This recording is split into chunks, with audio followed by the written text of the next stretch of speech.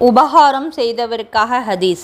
Hazrat Usama இப்னு Zaid ரலியல்லாஹு அன்ஹு அவர்கள் அறிவிக்கின்றார்கள், ஒருவருக்கு உபகாரம் செய்யப்பட்டு அவர் அந்த உபகாரம் செய்தவருக்கு அல்லாஹ் தஆலா உமக்கு இதற்கு சிறந்த பிரதிபலனை கொடுப்பானாக என்று கூறினால் அவர் இந்த துஆவை முழுமையாக புகழ்ந்து நன்றி நிறைவேற்றிவிட்டார் என்று ரசூலுல்லாஹி ஸல்லல்லாஹு அலைஹி வஸல்லம் அவர்கள் கூறினார்கள்.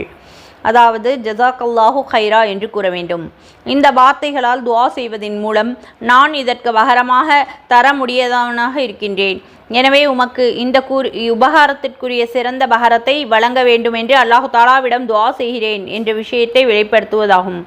இவ்விதமாக இந்த துஆ வாசகங்களின் மூலம் உபகாரம் செய்தவரை புகழ்வதும் இருக்கின்றது. நூல் மஆரிஃபுல் ஹதீஸ். இதை போன்ற ஹதீஸ்களை தெரிந்து கொள்ள நமது சேனலை சப்ஸ்கிரைப் செய்து மற்ற பயான்களையும் பார்த்து பயனடையுங்கள். லைக் செய்து கமெண்ட் செய்யுங்கள். ஜஸாக்கல்லாஹு ஹைரா. அஸ்ஸலாமு அலைக்கும் வரஹ்மத்துல்லாஹி வபரகாத்துஹு.